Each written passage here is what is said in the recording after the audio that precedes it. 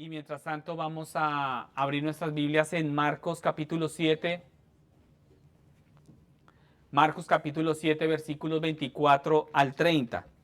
Marcos 7, 24 al 30. Título de nuestra predicación, de nuestro sermón el día de hoy, una fe que salva. Eh, una fe que salva, hermanos, es decir, que solamente hay una fe salvadora, ¿cierto?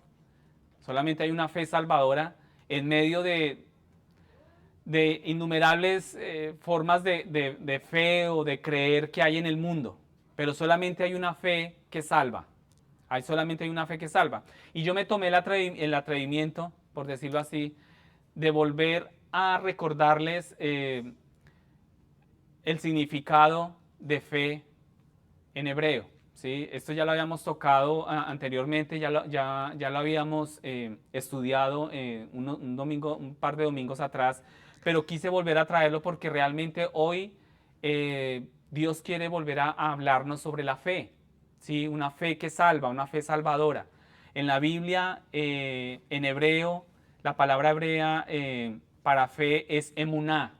¿Sí la recuerdan? La emuná, esa ya la habíamos visto acá. Pero qué bueno volverla a repetirla y volver a recordársela a nuestra mente y a nuestro corazón. Emuná es en hebreo y se traduce principalmente como fe, fidelidad. Eso significa fe en hebreo. Fidelidad, confianza o lealtad. ¿Sí? No solo implica una creencia intelectual. Y este tema lo tocamos un poco el viernes, ¿sí recuerdan? El viernes lo tocamos. No es solamente es una fe que esté acá, intelectual, sino también una acción basada en esa creencia. Nuestra fe tiene que tener una acción, ¿sí? Una confianza activa. No puede estar pasiva. Nuestra confianza no puede estar dormida, ¿sí? Cuando se necesita, sino que tiene que estar activa todo el tiempo. Es una confianza activa en Dios y en sus promesas, todo el tiempo. Se relaciona con la idea de estar firme también. Eso significa emuná. Es la idea de estar firme, firme, arraigado en la verdad y en nuestra relación con Dios. Ese significado de emuná en hebreo es sorprendente, ¿sí? Porque como dije al comienzo, hay mucha fe que hoy en día el mundo sigue y cree tener, pero la fe bíblica nos dice que es una idea de estar firme, arraigado en la verdad, que nuestra verdad es la escritura y en la relación con Dios. Y más allá de esta traducción, no es solo creer, es confiar. Emuná no solo es creer en algo, sino confiar en alguien, ¿sí? En este caso, en nuestro Salvador, ¿sí? Es una confianza activa que lleva a la obediencia y a la perseverancia. Eso significa emuná. Es una confianza activa que nos lleva a actuar, ¿verdad? Sobre la obediencia y la perseverancia. Fidelidad a la verdad también significa emuná, fidelidad a la verdad. La emuná implica adherirse a la verdad. Estamos adheridos a la verdad, a lo que Dios ha revelado y a sus mandamientos. Eso significa emuná. Arraigados a su verdad y a los mandamientos. Base de la relación que tenemos con Dios. La emuná es la base de la relación entre Dios y el creyente. O sea, lo que nos vincula, lo que nos une entre Dios y el creyente es esa emuná, es esa fe entre Dios y el creyente, una relación de fidelidad y confianza mutua. Fidelidad y confianza mutua. El desarrollo de la fe, ¿cómo se desarrolla esta fe? La emuná puede crecer y fortalecerse a través de las pruebas. Y el viernes hablábamos que fe no es solamente algo místico y que yo digo, quiero tener fe y siento fe, ¿no? Como hoy en día pasan en muchas iglesias, que reclaman fe y de ahí no pasa. Resulta que la fe se manifiesta no porque tú digas tener fe, sino que la fe es manifestada a través de las pruebas, de los momentos difíciles. ¿Sí? Y eso pues eso debería sorprendernos, ¿no? Y al mismo tiempo nos ubica, ¿sí? Porque es a través de las pruebas y de los desafíos donde mi fe crece y se fortalece. Al igual que lo hace un músculo de nuestro cuerpo. Se fortalece con el ejercicio. Nuestros músculos, que por cierto, por eso es necesario el ejercicio, ¿verdad? Es para mantener nuestros músculos todo el tiempo activos, en forma, para poder darnos a nosotros la fuerza de poder hacer nuestras actividades. Si nuestros músculos están débiles, es muy complicado. Y lo mismo pasa con la fe. La distinción de la esperanza, aunque emuná implica esperanza, no es simplemente una esperanza vana, ¿sí? La fe no es simplemente una esperanza vana, es una esperanza fundada en la fidelidad de Dios y en sus promesas. La fe es una esperanza, no es una esperanza vana, es una esperanza fundada en la fidelidad de Dios y en sus promesas. Y para resumirles, hermanos, quería dar esta introducción sobre esta explicación de fe, porque a veces se nos olvida o a veces vivimos bajo una fe que no es salvadora, no es una fe activa y verdadera. Pero en resumen, hermanos, emuná en la Biblia es una fe activa y confiada que se manifiesta en la fidelidad de Dios y a su verdad. No se nos olvide eso, activa, todo el tiempo activa, llevándonos a la obediencia y a la perseverancia en relación con nuestro buen Dios. Eso es la fe. Amén. Hemos llegado a un punto en el Evangelio de Marcos, hoy nos corresponde Marcos 7, 24 al 30, y quería repetir de nuevo este significado de fe con la palabra en hebreo emuná, porque hemos llegado hasta este punto donde Jesús viaja intencionalmente fuera de las fronteras tradicionales de Israel, y en este viaje Jesús realiza 3 milagros para personas no judías. Escuchen muy bien, para personas no judías, ¿sí? Hace 3 milagros. Echa fuera un demonio de la hija de una madre gentil, no es judía. Luego más adelante lo veremos en otros domingos. Sanará a un hombre sordo y mudo, no es judío. Y Jesús alimenta a una multitud de aproximadamente 4,000 personas con solo unos pocos panes y algunos peces. Y hasta este momento la mayoría de las actividades de Jesús han sido dentro de las fronteras de Israel, o sea, para judíos, ¿sí? Y sus milagros han sido para el pueblo judío. Sabemos que la Escritura dice que es muy poco, es muy poco para mi siervo elegido redimir solo a las tribus perdidas de Israel. Te haré luz de las naciones para llevar mi salvación hasta los confines de la tierra. Esa es la promesa, ¿verdad? Pero también sabemos que el Evangelio es primeramente para los judíos y luego para los gentiles. Y este es un pasaje muy conocido de una mujer sirofenicia o mujer cananea. Hoy lo vamos a ver. Y es un pasaje que nosotros usamos a menudo para mostrar la naturaleza de la verdadera fe. ¿Sí? Pero ya entendiendo un poco el significado de fe en hebreo, ¿verdad? Aquí vamos a leer, con esta introducción, vamos a leer Marcos 7. Yo creo que tomen sus Biblias y lean conmigo Marcos capítulo 7, versículo 24 al 30. Amén.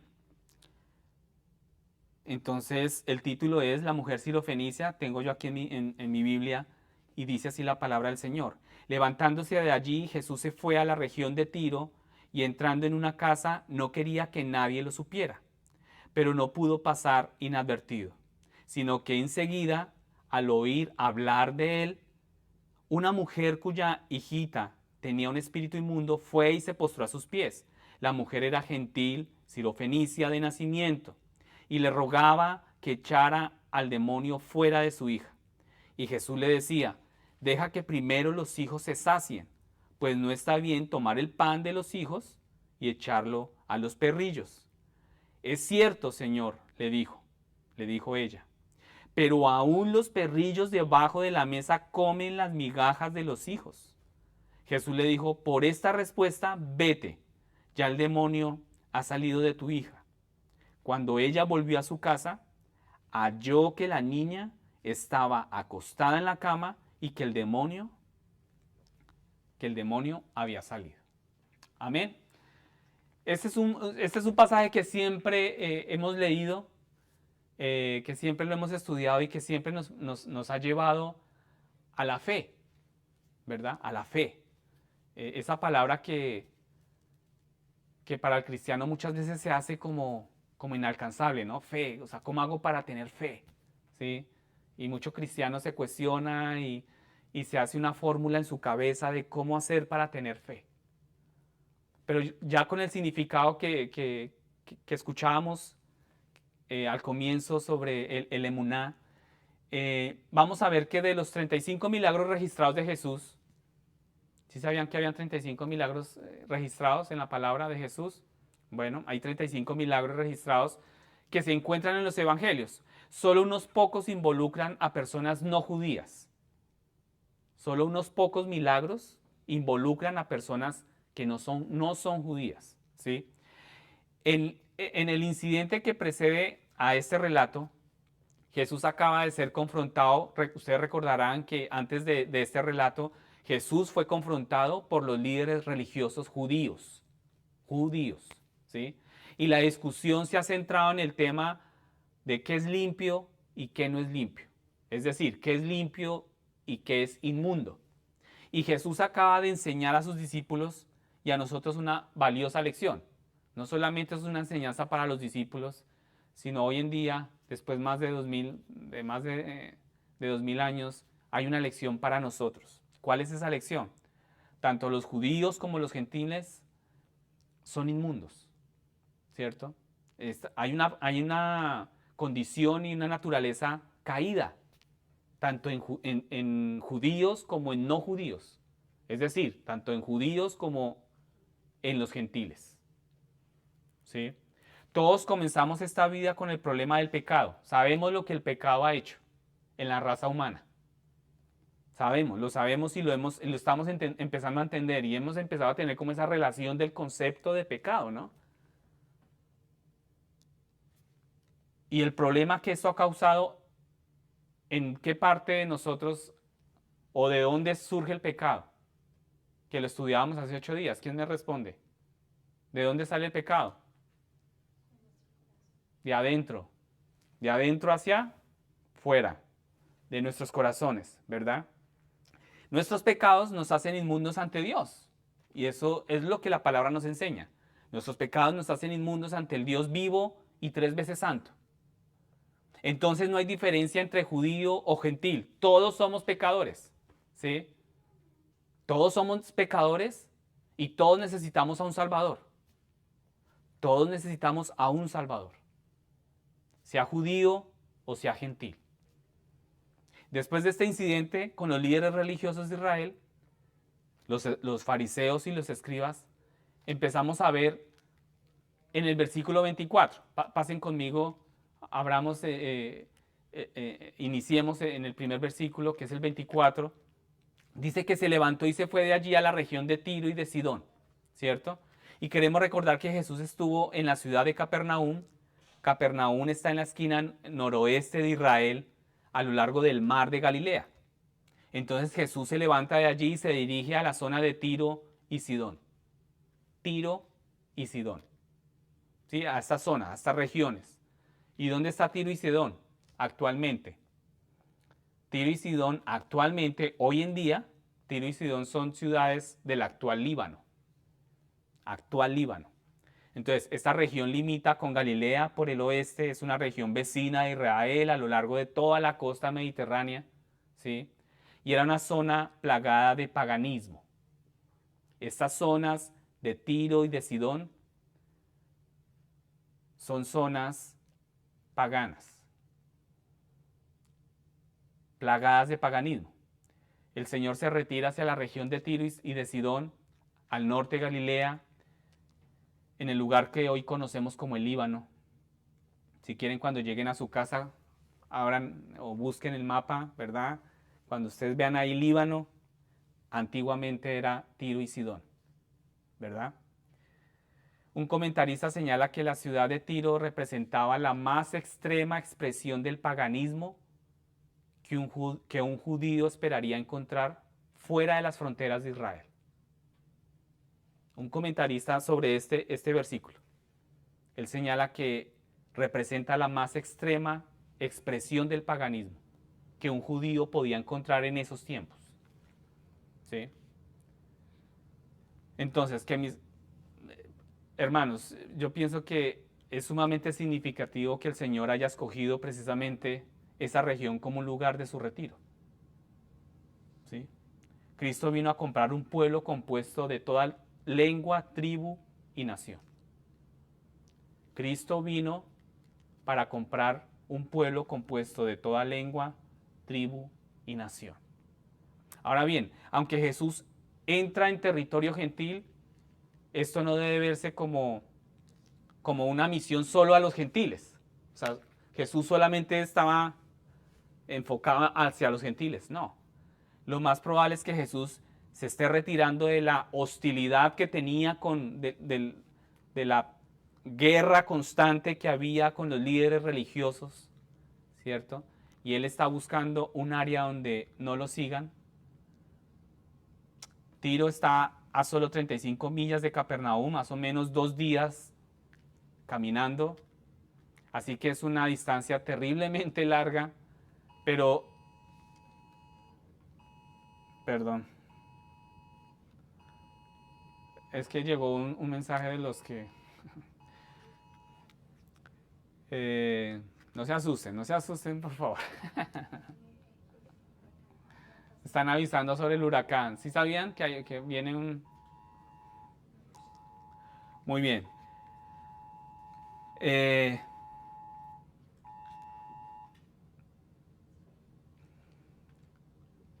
¿Listo? ¿Otra vez acá? ¿Vamos otra vez? Listo. Entonces, hablábamos que es una distancia larga, pero es un lugar donde Jesús no va a ser perseguido por sus oponentes. Pero cuando Jesús llega allí, lo reconocen. Vemos aquí lo que acabamos de leer, hermanos, que llega a esta zona, a esta región, ¿y qué pasa? Automáticamente lo reconoce por su popularidad en todas las regiones. Lo reconoce, ¿sí? Jesús entró en una casa y no querían que nadie lo supiera, pero no pudo pasar desapercibido. Resulta que lo reconocieron. Y queremos aquí entender que la fama y la reputación de Jesús se ha extendido enormemente en muy poco tiempo, ¿cierto? En muy poco tiempo. Entonces, en este punto del Evangelio de Marcos, solo hemos transcurrido 1 año y medio o 2 años del ministerio público de Jesús. Solamente ha transcurrido 2 años del ministerio público de Jesús. Y lo que hay que recordar, mis hermanos, es que en ese tiempo no había televisión, en ese tiempo no habían redes sociales, no había internet, ¿verdad? Pero la información tarda en viajar, pero muy rápidamente los informes de los milagros de Jesús se difunden, ¿verdad? Sin redes sociales, sin televisión, pero se difunden por todo Israel y los países vecinos. Era conocido, Jesús era muy conocido.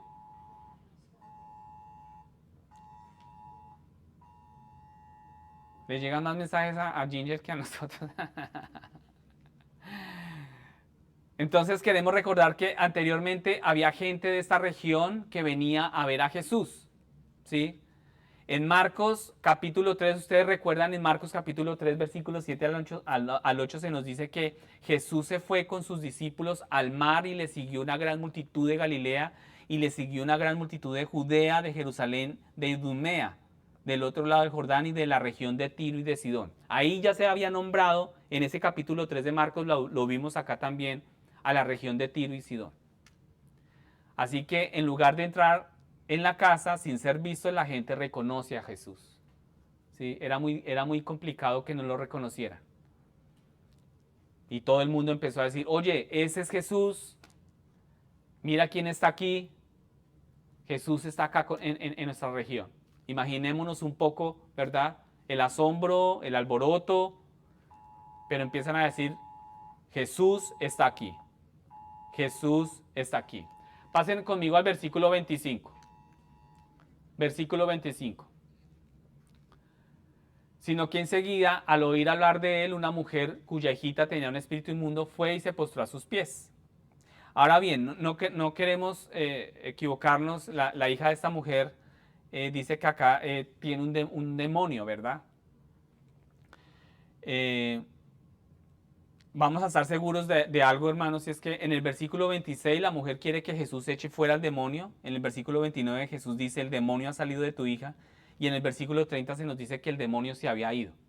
Entonces, este es claramente el caso de un demonio real que tenía esta niña, esta hijita, como lo nombran aquí las escrituras.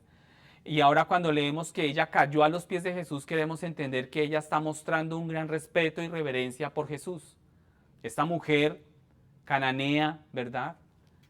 Sirofenicia, que viene de un contexto pagano, ¿sí? Resulta que esta mujer llega con una reverencia por Jesús, mostrando gran respeto, mostrando respeto y mostrando una reverencia absoluta ante el Señor. ¿Sí? Y surge una pregunta para nosotros, hermanos, y es, ¿con qué actitud, con qué corazón nos acercamos a nuestro Salvador? ¿De qué forma tú te acercas al Señor? Quizás nos acercamos de una manera sobrada. Muchas veces caemos en eso. Nos acercamos a nuestro Señor con una actitud, con un corazón sobrado, orgulloso, creyendo que lo entiendo todo. No hay respeto, no hay reverencia, no hay humildad. ¿Qué corazón tú tienes al leer tu palabra? ¿Qué corazón tú tienes cuando tú abres la Biblia en tu casa? ¿Qué corazón tú muestras cuando vienes a escuchar la palabra a la iglesia, domingo tras domingo? ¿Qué corazón tienes al leer su palabra, al meditar en su palabra? ¿Realmente tu objetivo al venir a la iglesia es darle a Dios adoración con reverencia y respeto? Son buenas preguntas, ¿verdad? Porque nuestro corazón a veces no, la mayoría de veces se muestra orgulloso, cree que todo lo sabe. Pero la pregunta es, ¿qué corazón tienes cuando escuchas su palabra? Cuando sabes que el Señor está hablando. ¿Tú le das adoración a Él? ¿O en cambio vienes solamente a recibir en vez de dar? Porque normalmente nosotros venimos a la iglesia a recibir, pero no entendemos también que principalmente venimos es a darle honor y gloria a nuestro Dios a través de la adoración, a través de su palabra, a través de la oración. Y qué molesto es, hermanos, cuando vemos hermanos o creyentes o cristianos que se acercan a Dios de una manera sobrada, muchas veces hasta con pereza, ¿no? Sin respeto y sin reverencia. Y cantan ahí como por cantar, como que viene porque tocó. Pero esta mujer nos está enseñando que se acercó al Señor con reverencia, con respeto, se humilló. Y tanta falta le hace a nuestro corazón humillarse todo el tiempo. ¿Cuánta falta hace que nuestro corazón se humille todo el tiempo? Así es como tratarías a un rey, así es como nosotros trataríamos a un Dios, pero resulta que Jesús es ambas cosas. Es nuestro Dios y es nuestro Rey. Y Él merece honor y gloria por los siglos de los siglos.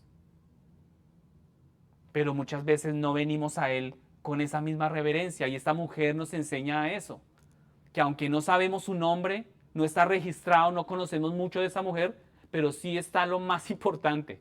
Dice que esta mujer se acercó y rogó. Y en el relato de Mateo se señala que la mujer se dirigió a Jesús como hijo de David. David, ustedes saben que fue el gran rey de Israel, y hijo de David, la palabra hijo de David es un título para el Mesías, ¿sí? Y queremos entender eso porque en su humanidad Jesús es el hijo de David y en su divinidad Jesús es el hijo de Dios. Y un día el mundo entero verá que Jesús es rey de reyes y señor de señores. El mundo entero será testigos de que Él es el rey de reyes y señor de señores. Un día toda rodilla se doblará y toda lengua confesará que Jesús es el Señor para gloria de Dios Padre. Eso está en Filipenses capítulo 2, 10 al 11. Cuando Cristo regrese, en Apocalipsis nos dice que en su manto y en su muslo tiene escrito este nombre: Rey de Reyes y Señor de Señores.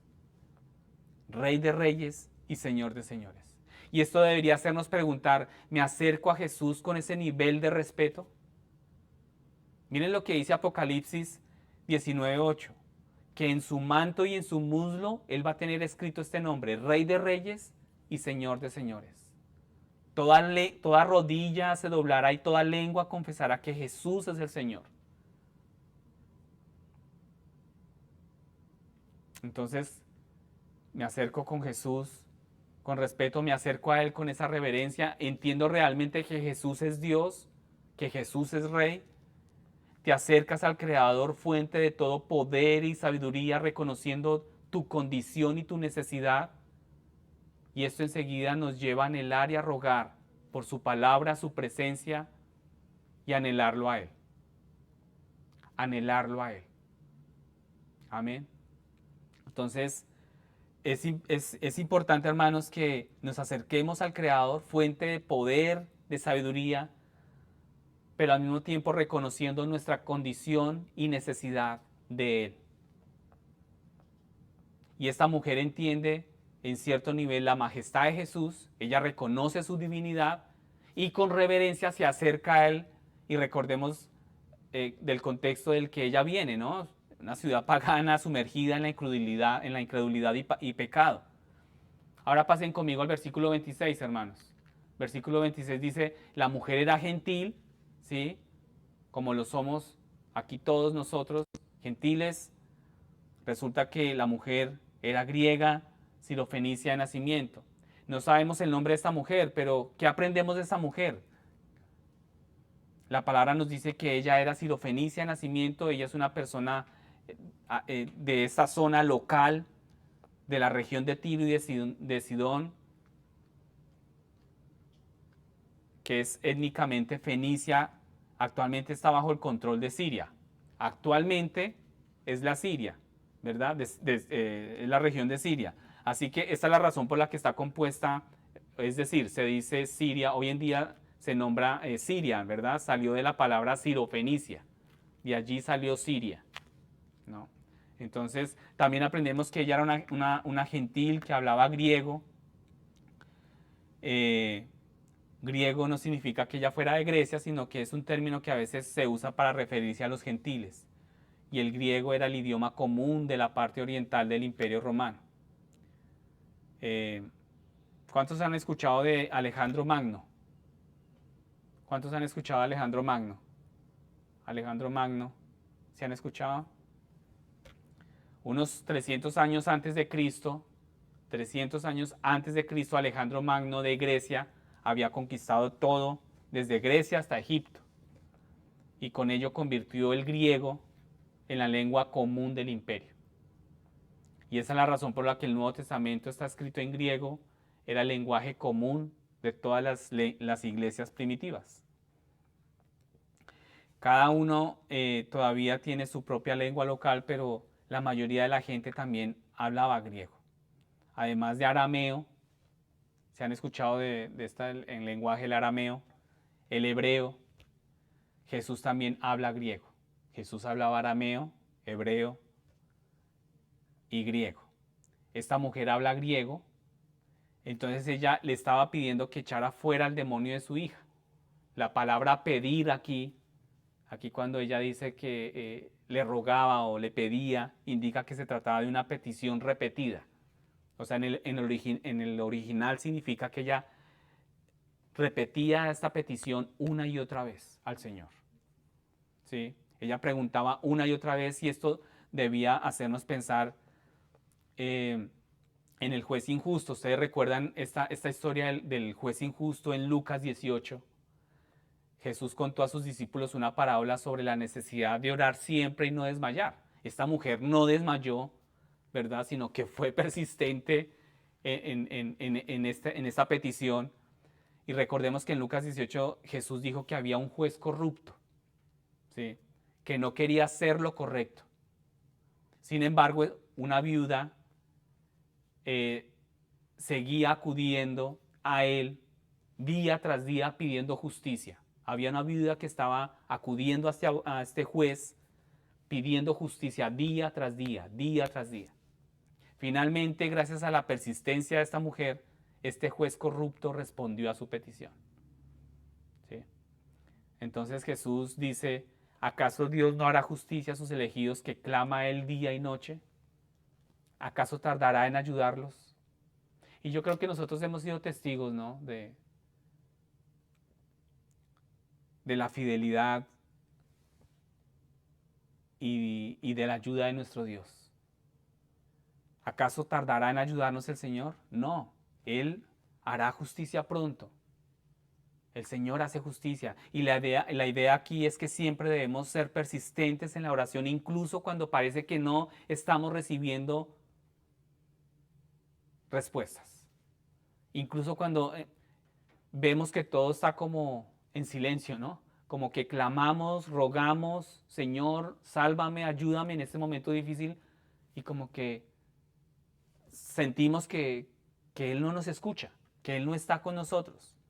Esta mujer pregunta y pregunta una y otra vez y Jesús no está respondiendo.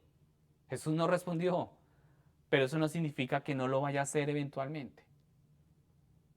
Muchas veces, hermanos y hermanas, no somos persistentes en nuestras oraciones. Es más, hasta podemos decirlo, que hay cristianos que no oran. Ya no hay tanta importancia en la oración hoy en día. Dios no responde, Él no responde de inmediato. Entonces, ¿qué hacemos? ¿Dejamos de hacerlo? ¿Vivimos nuestra vida como queremos vivirla? ¿Nos damos por vencidos? ¿Dejamos de preguntar? No, hermanos. No, acá el Señor nos está enseñando esta lección de esta mujer, que era gentil, que venía de un contexto pagano, pero persistió, se acercó al Señor humilde, rogando, y persistía. Lamentaciones capítulo 3, versículo 31 al 32 dice, pues el Señor no abandona a nadie para siempre. Y llévese en esta palabra en sus corazones, márquela en sus corazones. Aunque trae dolor, también muestra compasión debido a la grandeza de su amor inagotable. Lamentaciones 3, 31 al 32. Pues el Señor no abandona a nadie para siempre, aunque trae dolor, también muestra compasión debido a la grandeza de su amor inagotable.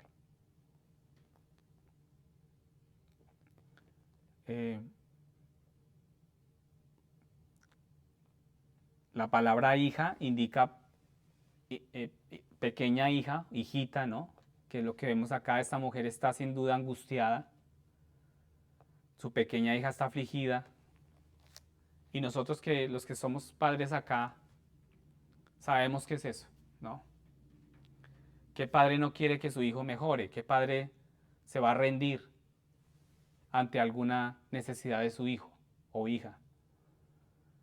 ¿Crees que Jesús puede ayudarnos? ¿Seguirás tú orando? ¿Seguirás preguntando incluso cuando Él parezca estar en silencio? Esta mujer vino a Jesús porque creyó que Él podía ayudarla. Incluso cuando Jesús guarda silencio, ella sigue preguntando y vemos lo que pasó. Pasemos al 27, versículo 27. Nos damos cuenta acá que el Señor responde y mira la respuesta. Miren conmigo la respuesta, hermanos. Y es una respuesta que no sé si ustedes esperaban esa respuesta del Señor. Yo creo que no, ¿cierto? No nos esperábamos una respuesta así. La respuesta es de esperar, ahora no, o más tarde, nos guste o no, esa es una respuesta a la oración muchas veces, ¿no? Y el Señor está formando la paciencia en nosotros. Ahora bien, ¿quiénes son los niños? Aquí cuando nombra aquí los hijos, ¿sí? El pan, deja que primero los hijos se sacien. Los hijos se refieren a Israel, al pueblo judío. Porque hay que alimentarlos primero. Ellos son por quienes vino Jesús, ¿sí? Él dijo, fui enviado a las ovejas perdidas de Israel. ¿No vino también Jesús por todos los demás? Sí, también por todos los demás. Jesús vino también para el mundo. Pero el Evangelio es primeramente al judío y luego al gentil. El Evangelio es primeramente ¿para quién? Para el pueblo judío. Algo que realmente queremos entender es que somos la rama silvestre que ha sido injertada con el olivo. Gentiles. Nosotros somos gentiles, no judíos. Personas como tú y yo estamos en la familia de Dios porque los hijos, estos hijos que acá se nombra, que son el pueblo judío, ellos han rechazado su pan. ¿Han rechazado a quién? ¿Rechazaron a quién? A Cristo, ¿cierto? Jesús es el pan de vida, Él es el pan que baja del cielo, debéis comer de Él, pues de lo contrario no tenéis, no podéis tener vida en vosotros. Pero a lo suyo vino y a los hijos de Israel y a los suyos lo rechazaron. Y eso es impactante, hermanos, ¿verdad? Por eso acá en este versículo se dice, y Él le decía, deja que primero los hijos se sacien, ¿sí? Pero ellos lo rechazaron. Por eso el Evangelio ha llegado a nosotros como gentiles. Y en ese momento, sin embargo, el pan se ofrece a los hijos, no a los perros o perrillos, y Jesús se lo deja muy claro a esta mujer. Ahora bien, cuando Jesús se refiere a ella eh, como perro, ¿no? Esto no es un insulto, no es un insulto, al llamarla perro, ¿no? O sea, no podemos decir aquí Jesús está como pecando, insultando. No, los judíos a menudo se refieren a los gentiles como perros, y en el mundo antiguo los perros eran inmundos, pero eran, sabemos que carroñeros y a menudo comían en el basurero, eran animales inmundos y a menudo comían carroña.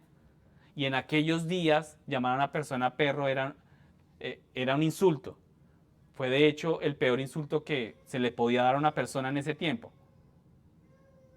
Y algunos podríamos decir, pero aquí Jesús fue como hostil, ¿no? Aquí pecó Jesús.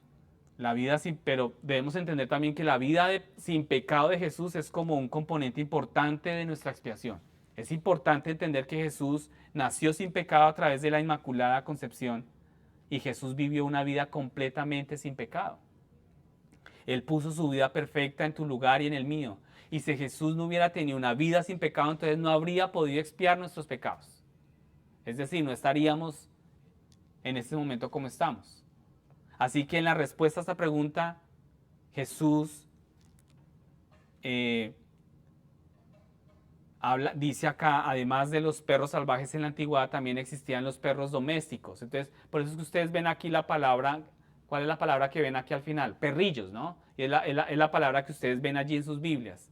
Jesús dice, deja que se alimenten primero a los hijos porque no está bien tomar el pan y echárselo a los perrillos, ¿sí? Y en el versículo 28, la palabra para perro, acá en el versículo 27, perdón, dice que Jesús usa aquí es perrillos, ¿sí? En el versículo 28 dice, acá, pasen conmigo al 28, bueno, acá quiero hacer una pregunta, ¿cuántos tienen perros en su casa? ¿Cuántos perros tienes? Dos perros, imagínense, dos perros. ¿Quién más tiene perros? ¿Los hermanos no tienen perros? Bueno, gracias a Dios. El pastor tiene un perro que se llama Toker, ¿sí? ¿Toker?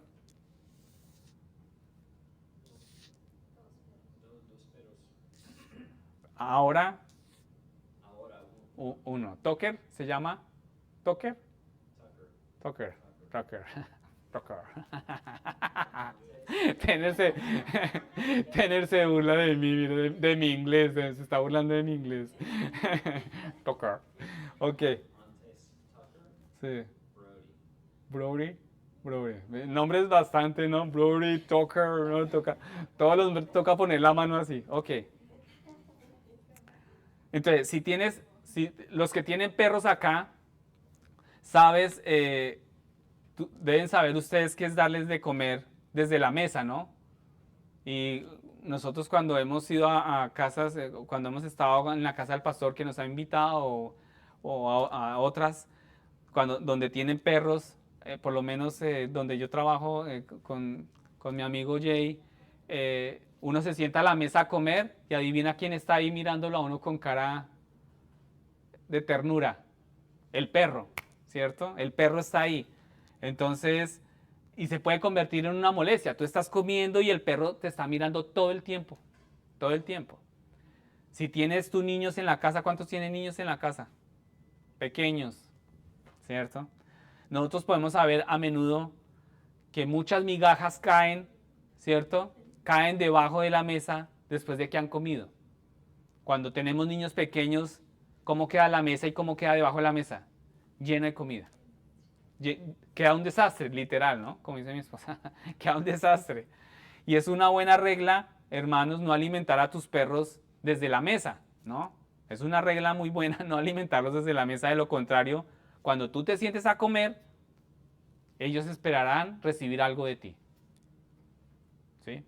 Y suele suceder constantemente. Pero incluso si no alimentas a tus perros desde la mesa, ellos siguen rondando por ahí. Los perros siguen rondando y a veces se quedan debajo de la mesa esperando que les caiga algo de comida. Y es gracioso, ¿verdad? Es gracioso verlos allí, están rondando y están olfateando y están mirando qué comida cayó. Y cuando esas migajas caen, los perros aprovechan esa gran oportunidad. ¿Sí? Esta mujer no se está ofendiendo, esta mujer no se está ofendiendo por lo que Jesús le dijo. Ella no se está ofendiendo por la palabra de perrillos, ¿no? Ella no se ofende, ella sabe que él no la está insultando. Y no tiene ningún problema en pedir simplemente una migaja de la bondad, de la gracia de Dios. Ella no tiene ningún problema de pedir migajas de la gracia de Dios, de la mano de Dios. Señor, no quiero tomar el pan de tus hijos. En pocas palabras, esta mujer está diciendo, yo no quiero tomar el pan. No me importa esperar debajo de la mesa que caiga una migaja. ¿No? Así como la ilustración que hacíamos de los perros que están sentados mirándolo a uno todo el tiempo, esperando que caiga algo. Esta mujer, no importa, estaba esperando que cayera algo de la mesa.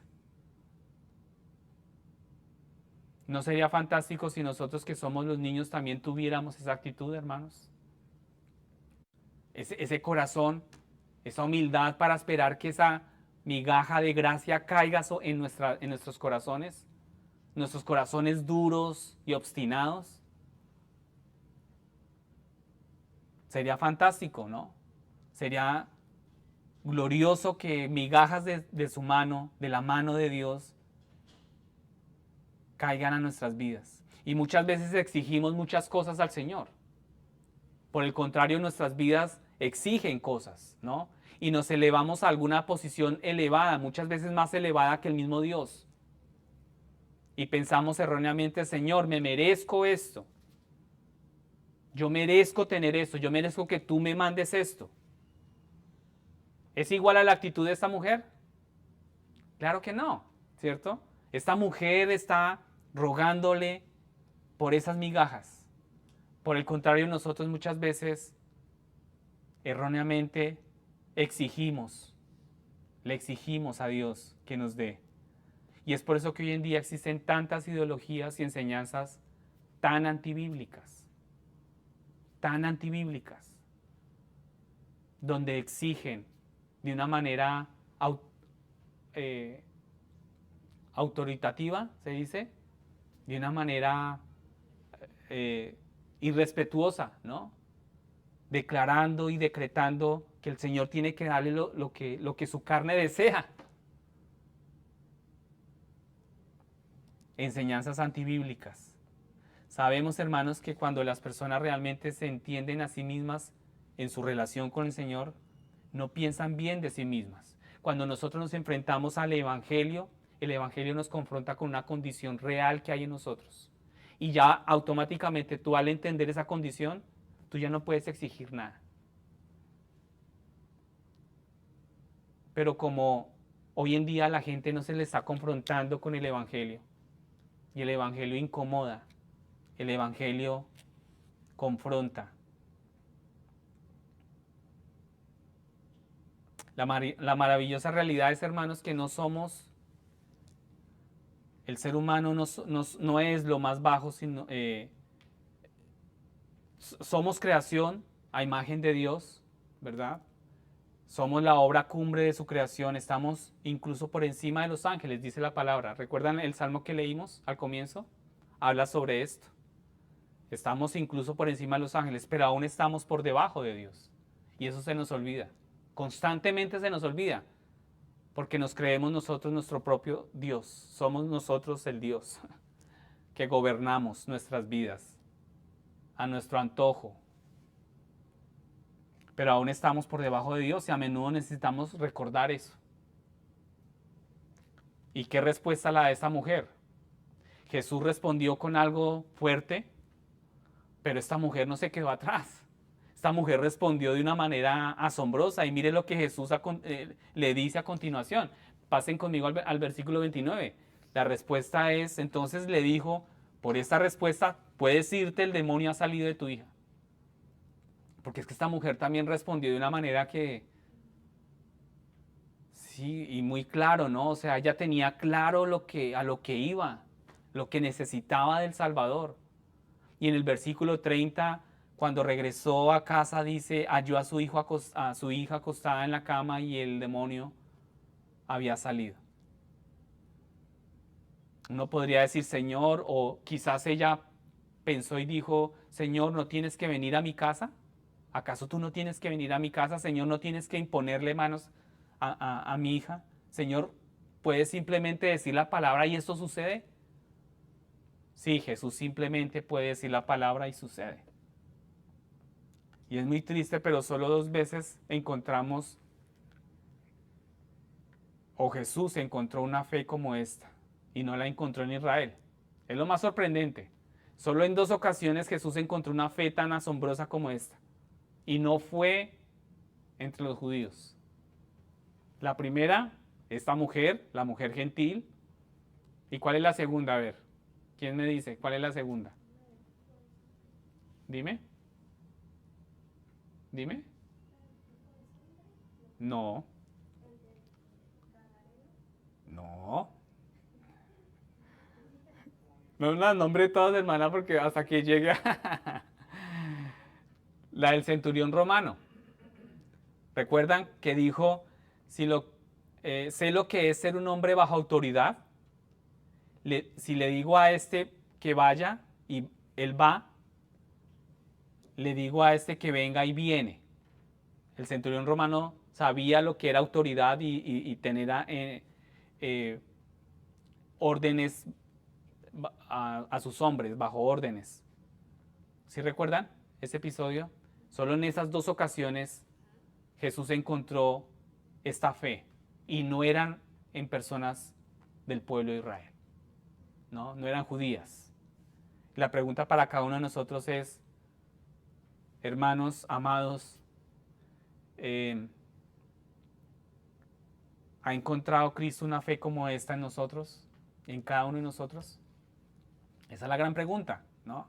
La pregunta es si estas mismas características de fe son las en las cuales tú vives a diario.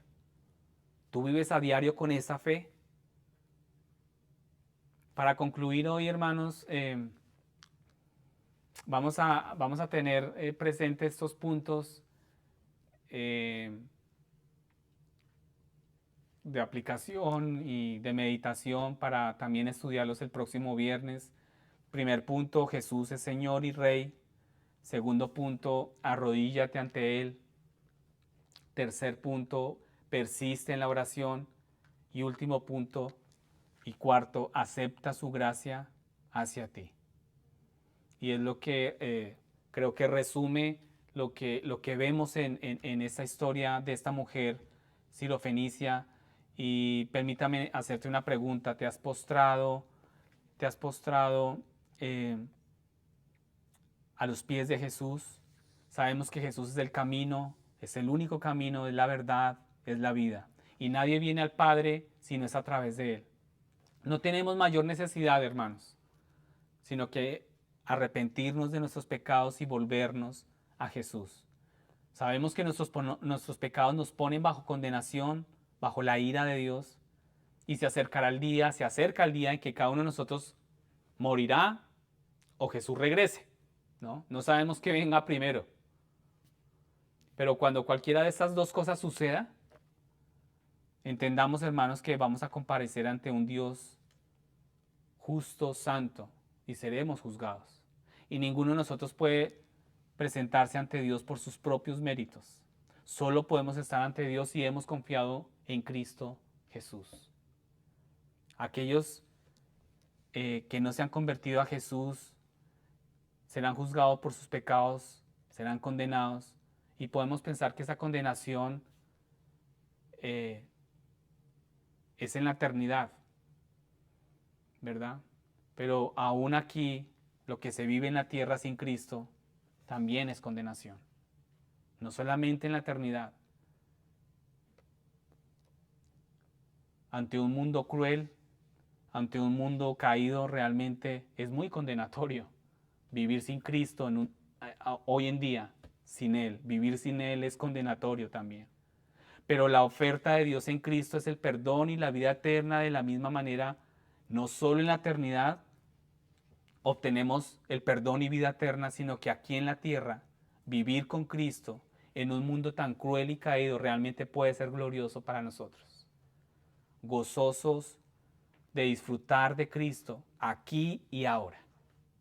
Aquí en la tierra podemos disfrutar de Cristo, y ahora esto es esperanzador solo en Él y aquí y en la eternidad. Jesús es el Señor, Él vino como hombre, Él ha ido a la cruz por tus pecados y por los míos. Él murió la muerte que tú y yo merecíamos. Sabemos, hermanos, que Él fue a la cruz por nuestros pecados, y cuando Él hubo entregado hasta su último suspiro, él clamó: consumado es, completado es, perfecto fue. El cuerpo de Jesús fue puesto en un sepulcro, y al tercer día sabemos que Él resucitó. Cada pecado puede ser perdonado, hermanos, y puedes entrar en la familia de Dios hoy. Y la invitación, hermanos, la invitación que Cristo da es: miren, yo estoy a la puerta y llamo, si alguien me abre, yo entraré. Entonces, en este momento,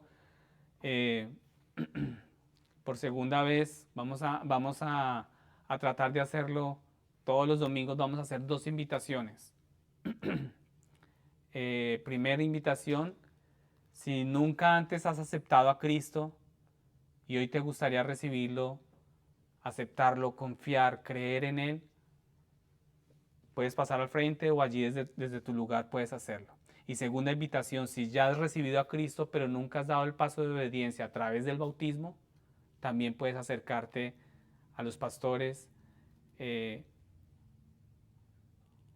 y hacérnoslo saber. Amén. Coloquémonos en pie, por favor, y vamos a orar al Señor con esta canción.